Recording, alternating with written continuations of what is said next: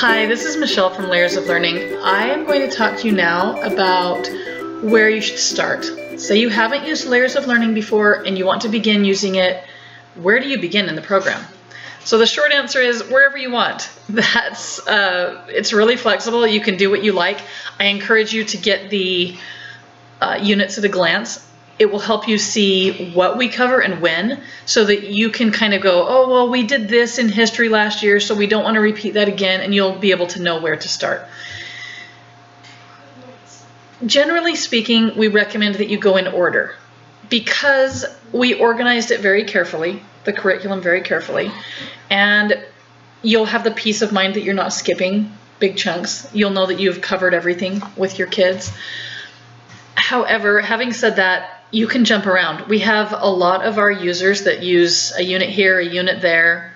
They use just the science, they use just the history, whatever works for their family.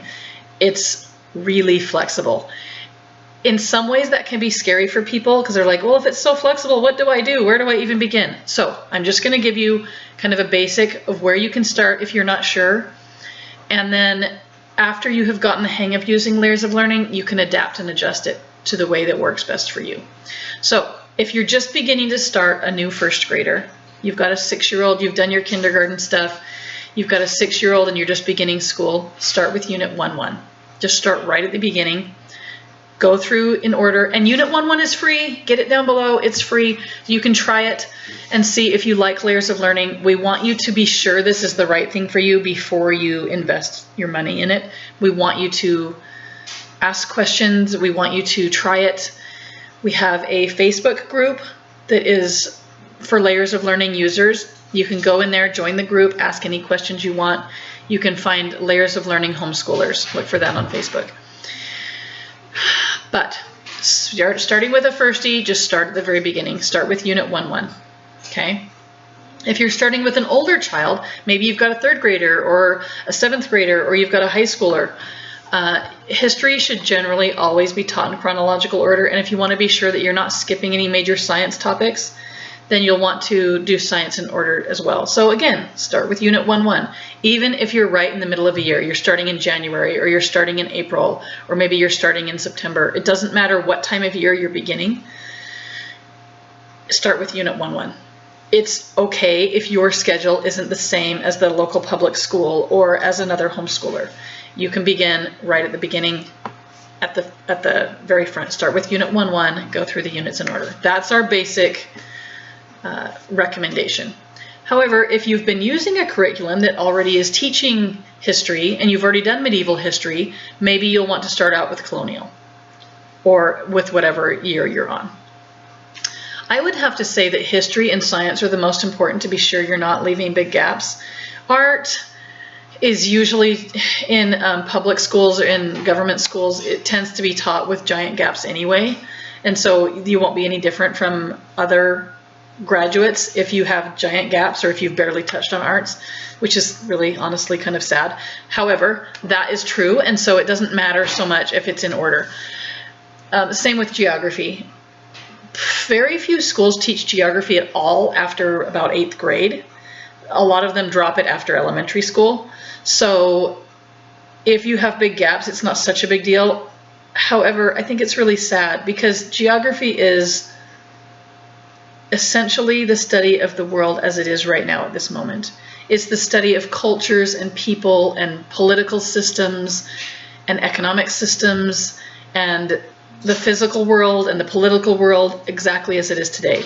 Languages, foods, cultures. And if you're skipping all of that, you can't even watch the news knowledgeably. You have to go look at a map to find out where Afghanistan is. And you really shouldn't have to. That should already be in your mind. You should already know where things are, some basics about the culture, some basics about religions around the world, and that's all part of geography. History is the world as it has developed up to this point. It's who you are. It's where we came from as humans. Geography is where we are now at this moment. Science is the study of the entire natural world. It's everything in nature. And then arts is everything that's beautiful, everything that humans have created to bring more beauty into the world. So all of these subjects are really, really important, but the most important to cover systematically are history and science. Layers of Learning does that. We're really systematic. We cover things very logically, in a chronological, in a logical order. So we highly recommend that you start with Unit 1.1 and just go through in order. But again, you can start wherever you want. If you have kids of different ages, you still just teach them all together. Maybe one was doing ancient history before and one was learning about the Pilgrims in the United States history. Still, just start them at whatever point you feel is the best and just start them in the same place. Let it be a little bit awkward at the very beginning, and then just Layers of Learning will put it all together and make everything straightforward from that point out. So even if things end up a little bit higgledy-piggledy, kids will sort it out in their minds, but it's always best to approach things in some sort of logical order so that it makes sense, so that things fit together, so that kids are able to make connections. But if you don't want to do the units in order, if you're a more seat-of-your-pants kind of person, if you want to follow your children's interests, what they're into, do it that way. We won't ever know. We're not in your living room, and not everybody likes that much order. Not everybody has that same personality.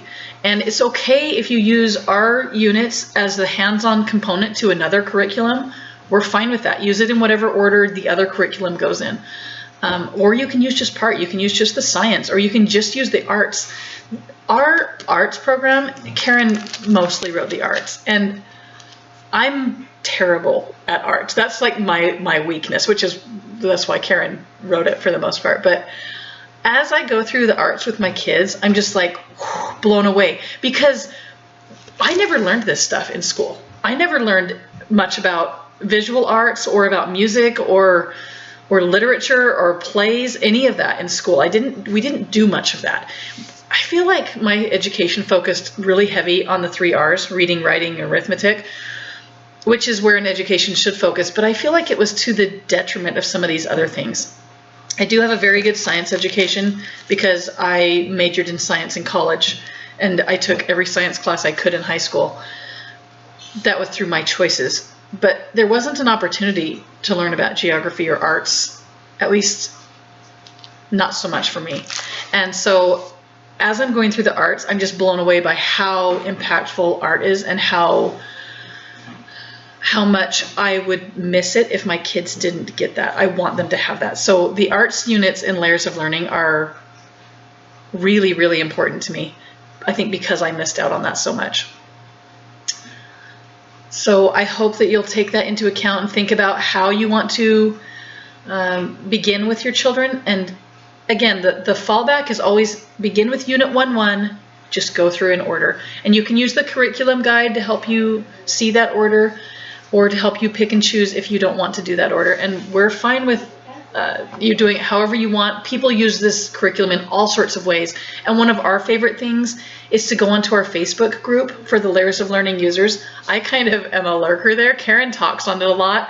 I go and read some of this stuff sometimes, but I'm like, that's her baby. She does the Facebook group mostly.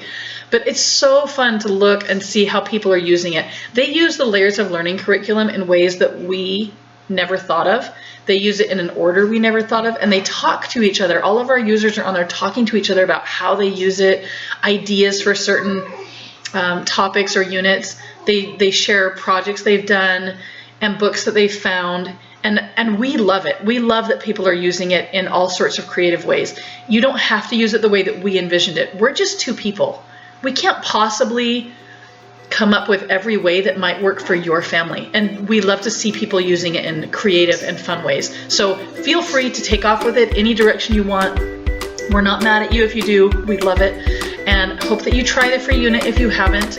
Give it a shot, and we'll see you later. Thanks.